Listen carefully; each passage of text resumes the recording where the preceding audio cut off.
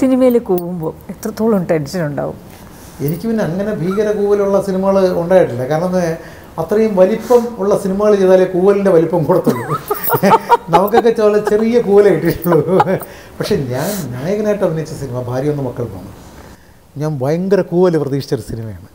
കാരണം ഒരു പക്ഷേ ആദ്യമായിട്ടൊരു സംവിധായകൻ അഭിനയിക്കുമ്പോഴൊക്കെ അങ്ങനെ കൂവൽ. പക്ഷേ ആ സിനിമ കോരിത്തിരിച്ചിരുന്ന് കണ്ട ഒരവസ്ഥ, പുരുഷന്മാർ പോലും മൂക്ക് ചീറ്റുന്നത് ഞാൻ തിയേറ്ററിൽ കണ്ടതാണ്.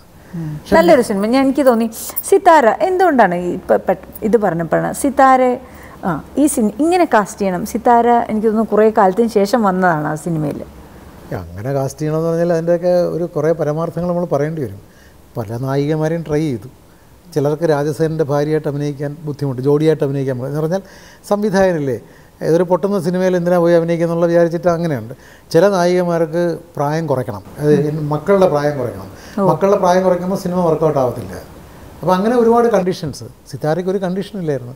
കഥ കേട്ടപ്പോൾ പുള്ളിയുടെ ജീവിതത്തിൽ പുള്ളിയുടെ അച്ഛൻ്റെ മരണവും ഇതുപോലെ മറച്ചു വച്ചിട്ട് ഇതേപോലെ ഒരാഴ്ച ദുഃഖം കടിച്ചമർത്തി ജീവിച്ച അപ്പോൾ അത് കേട്ടപ്പോൾ പുള്ളിക്കാരി വന്നു, എനിക്കൊരു കണ്ടീഷനും ഇല്ല, ഞാൻ ഓക്കെ, ഞാനിത് ചെയ്തു. നല്ല പാട്ടുമാണ്. എന്നിട്ട് പുള്ളിക്കാരിയെ ബോധ്യപ്പെടുത്താൻ വേണ്ടി എന്നെ അറിയാമെന്ന് പറഞ്ഞു, എന്നെ നന്നായിട്ട് അറിയാം.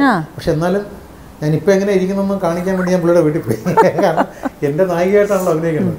അപ്പോൾ പുള്ളിക്ക് ഒരു നായകൻ അങ്ങനെ ഇരിക്കണം ഇങ്ങനെ ഇരിക്കണമെന്നൊക്കെ കാണുമല്ലോ, എല്ലാവർക്കും കാണുമല്ലോ. അത് പണ്ട് ലക്ഷ്മി പറയുമായിരുന്നല്ലോ, എനിക്ക് ഏറ്റവും ഇഷ്ടം പ്രേംനസറിൻ്റെ കൂടെ അഭിനയിക്കാനാണ്. കാരണം അദ്ദേഹത്തിൻ്റെ സൗന്ദര്യത്തിൻ്റെ മുമ്പ് കൂടെ നിൽക്കുമ്പോൾ ഞാനും ഭയങ്കര സുന്ദരിയായി മാറാറുണ്ട് എന്ന് ഈ ലക്ഷ്മി പറയുമായിരുന്നു.